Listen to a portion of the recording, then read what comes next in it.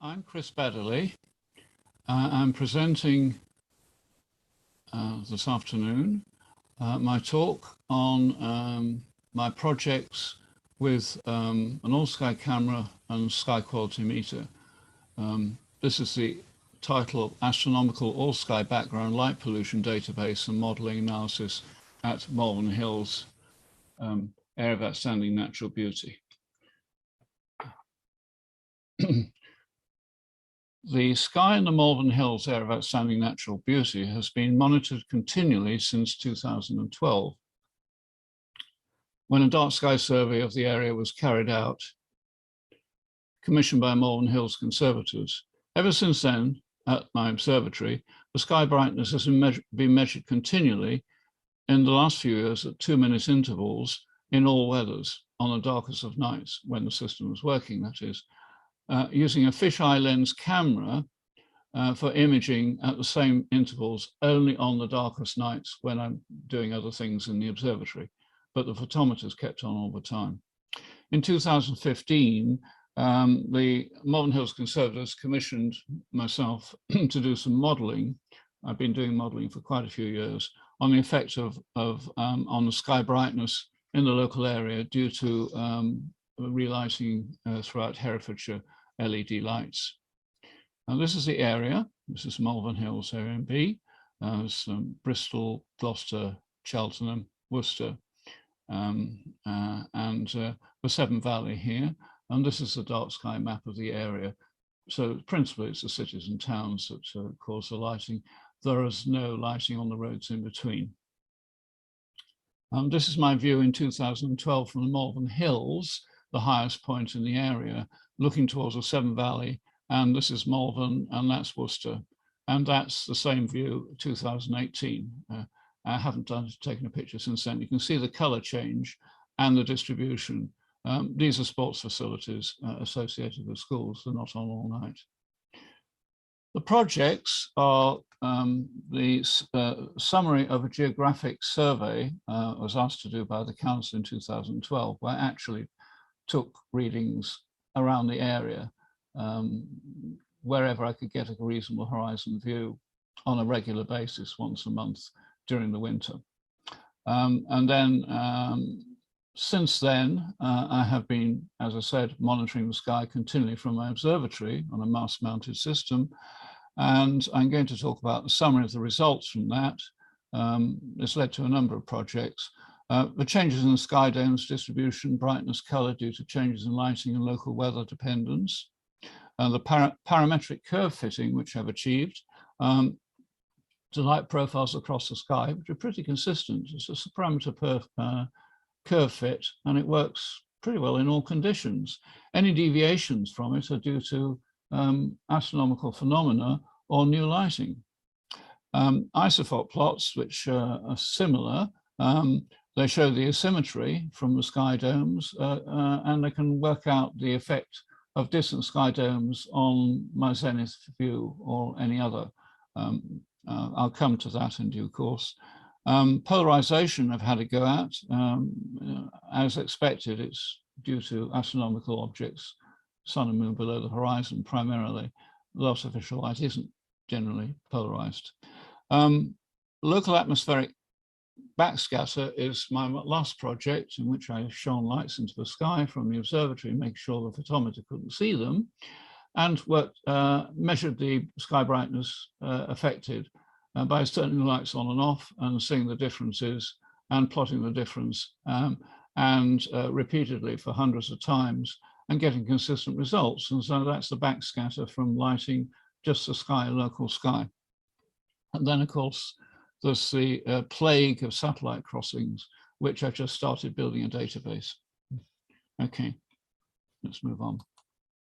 Now, this is the observatory, or rather my house in the observatory in the rural setting.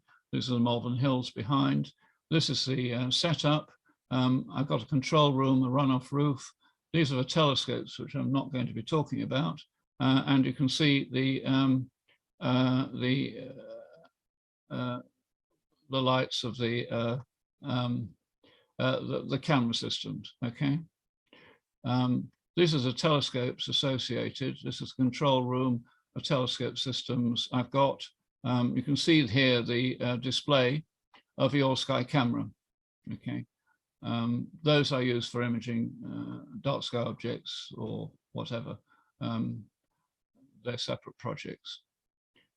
This is the location of the Malvern Hills.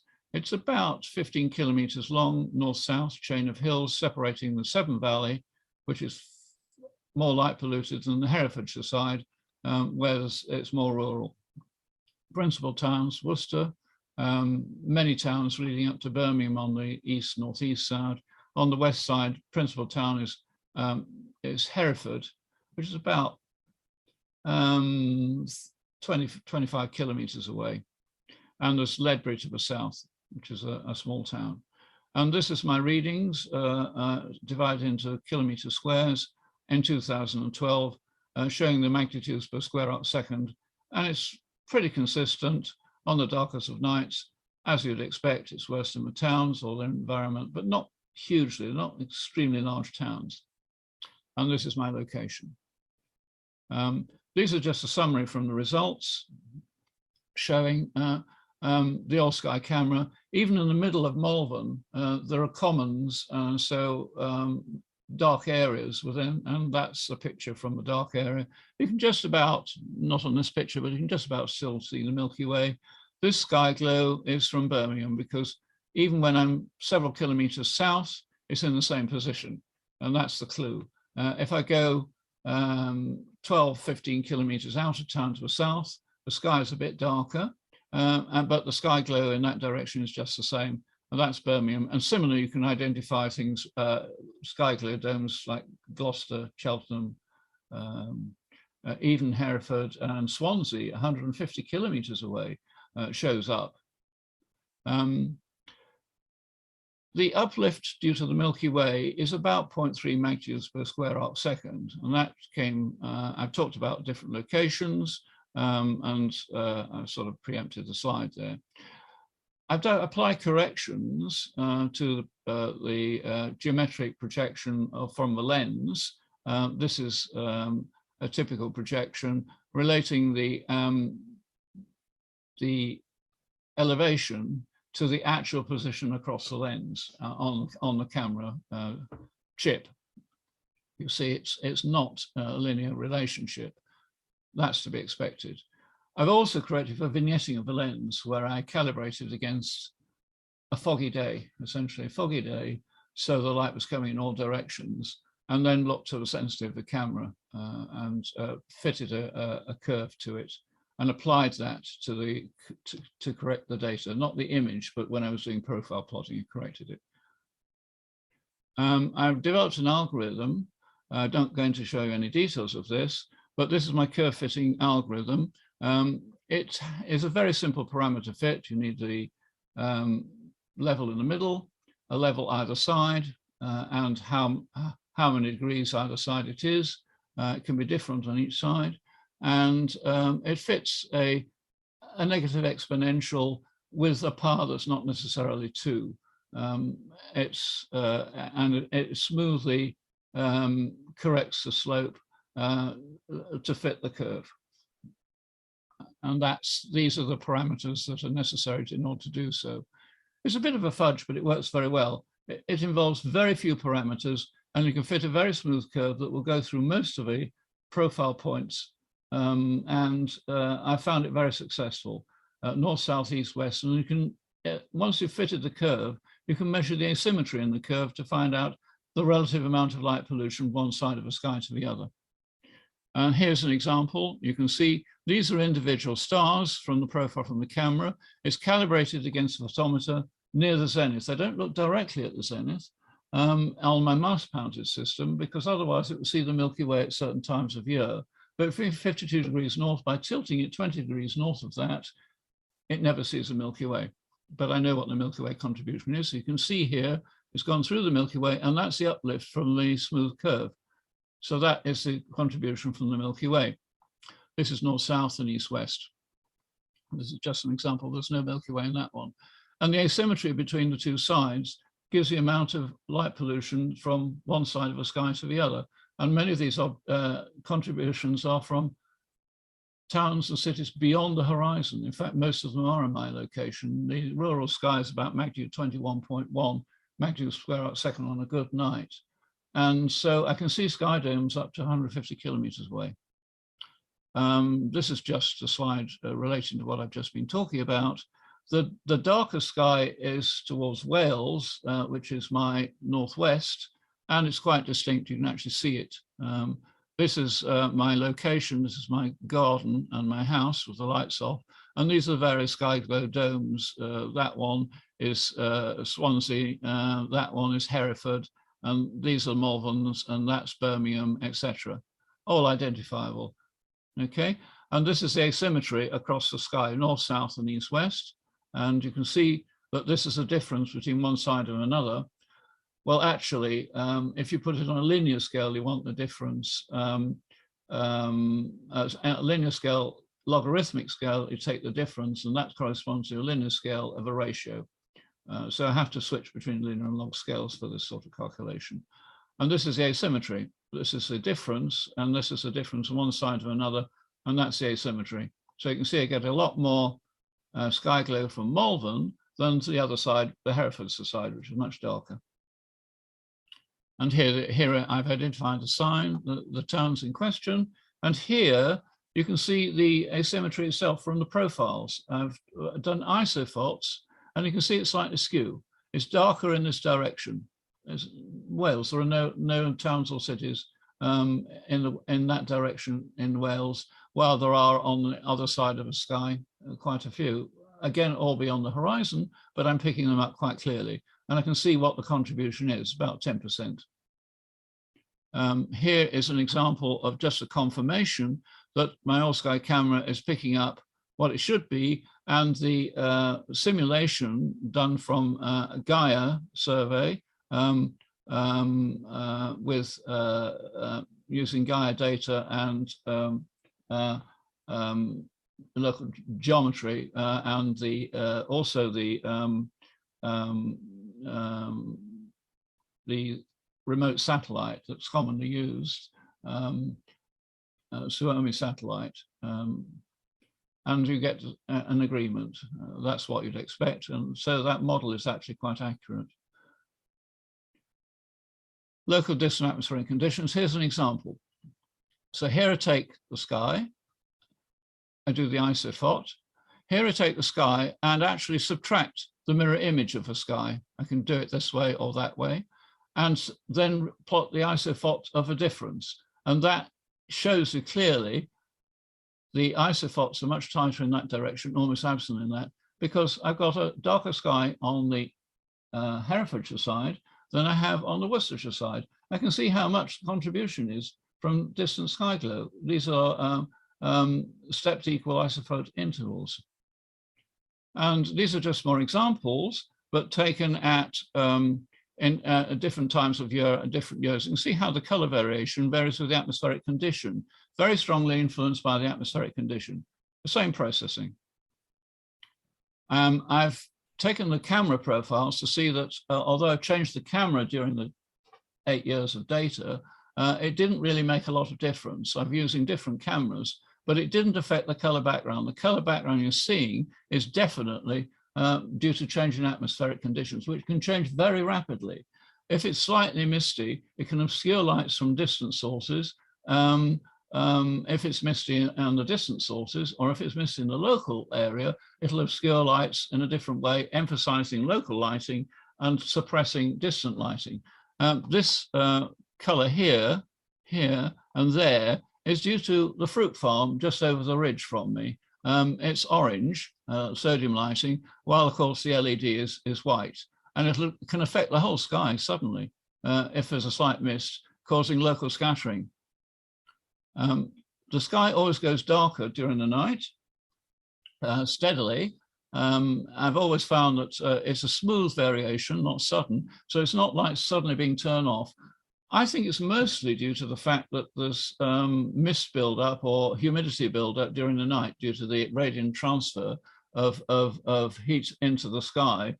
You gradually come towards dew point, and then it becomes misty. And then you see the visibility is poorer.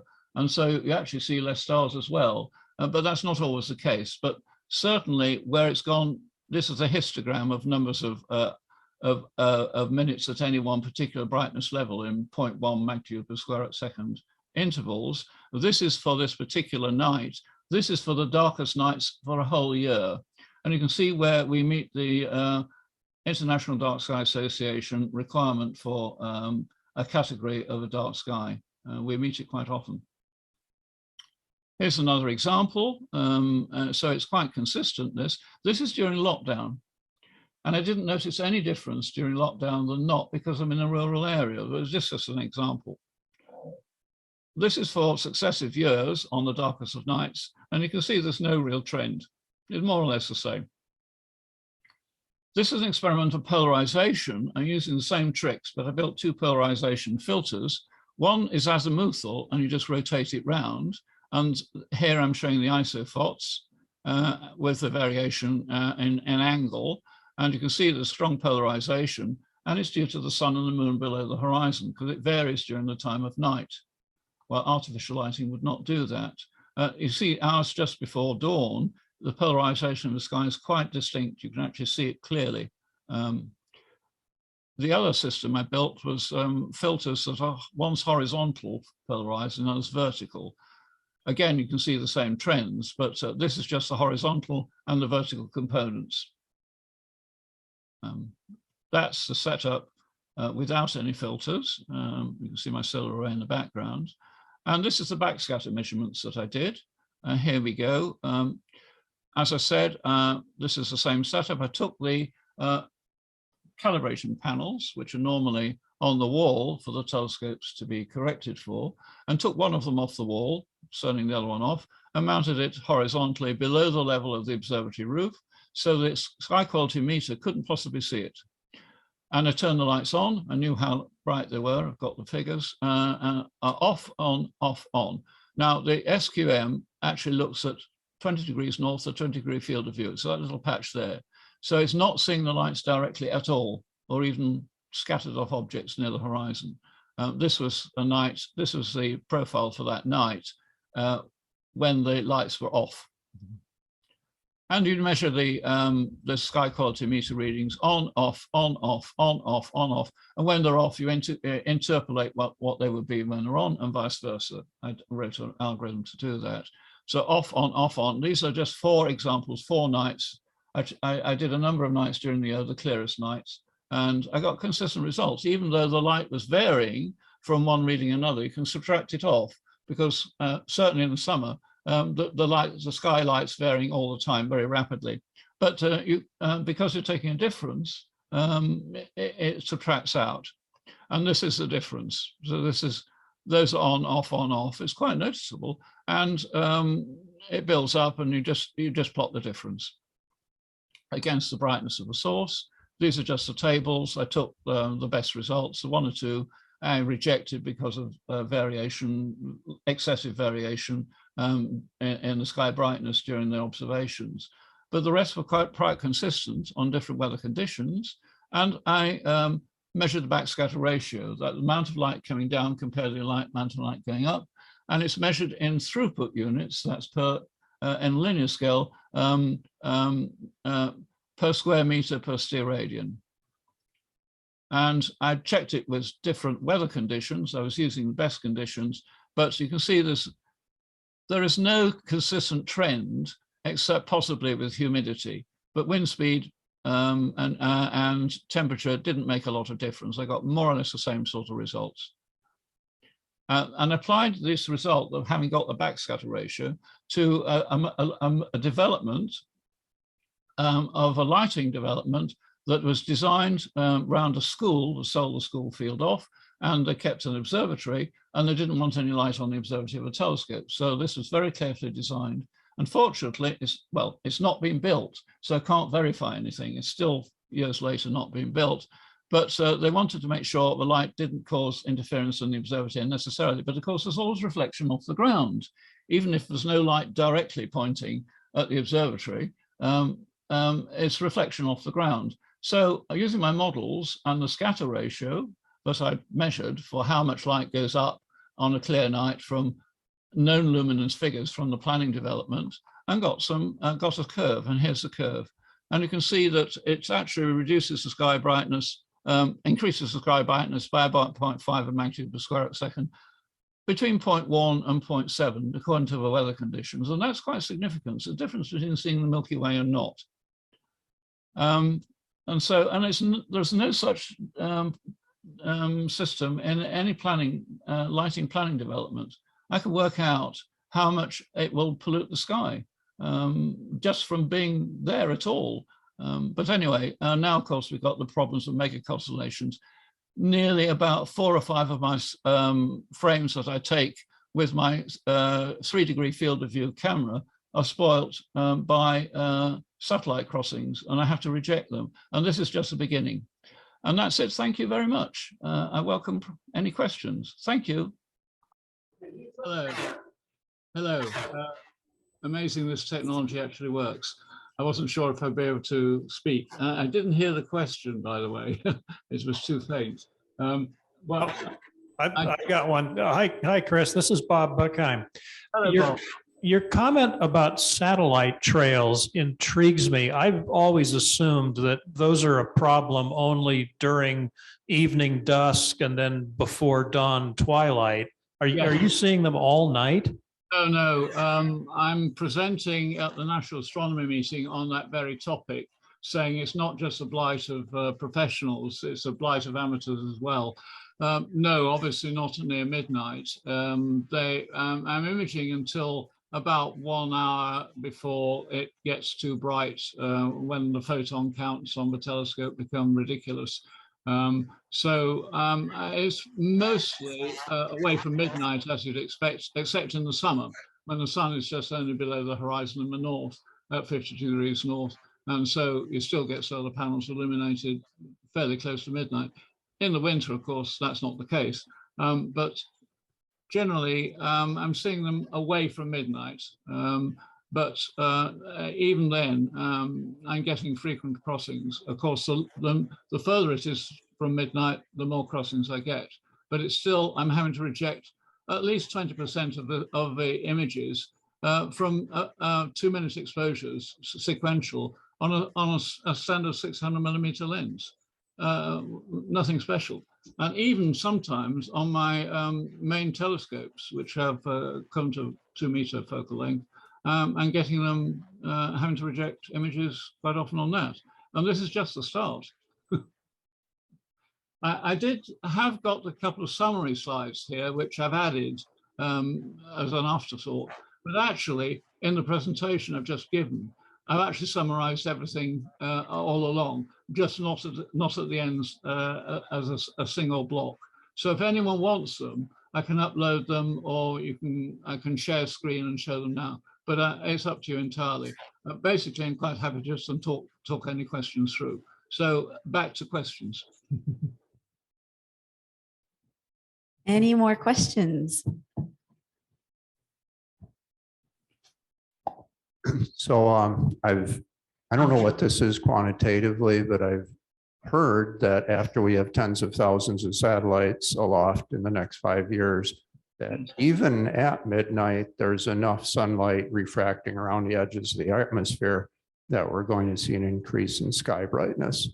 So I would like what I would like to see is a long-term study. I'm not sure if it'll be noticeable at a site that's as bright as yours, but I'm really curious how that's going to affect the sky. Without starting any fights with anybody in the room about Starlink, I'm wondering how much that's going to affect things. There are some papers about that very topic, about how much it will increase light pollution. And I don't know whether to believe it or not, but it is substantial over a long period. Okay, now we have a guy who makes satellites here.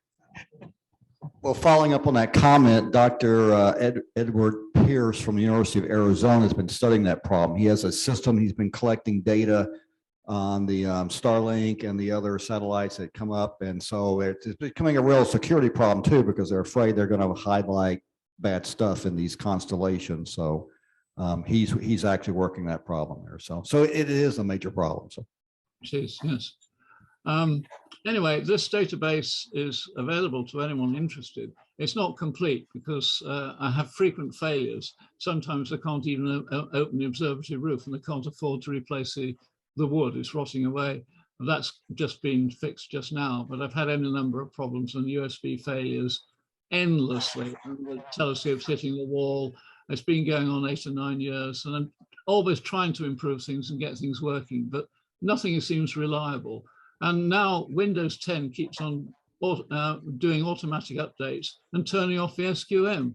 So I can't leave it for more than 3 days because the SQM's turned off simply because of a Windows 10 update, and it won't restart unless I do it manually. So, I mean, I know these things can be overcome, but I'm not that well up on the details of operating systems and servers and things like that. I write programs in Excel still and VBA. I must learn Python sometime. I want to. Anyway, the database is not complete. I run the camera run the photometer continually, and if it fails, I restart it. So there are gaps, but it's pretty thorough, and I have 8 years of data and more. The All Sky camera I only run when it's clear and out in the observatory. By the way, I only get about 24 really clear nights a year. That is when the moons are below the horizon and there is no cloud during the night. So we don't get very many, which means normally I'm indoors, either computing or answering emails and then going to sleep. So I don't actually cause much social disruption by my all-night session because they're only a couple of months at most. Okay. Okay, are there any more questions? No, I don't think we have any more questions. So thank you very much, Chris. Pleasure. And thank you very much for inviting me. I much appreciate it.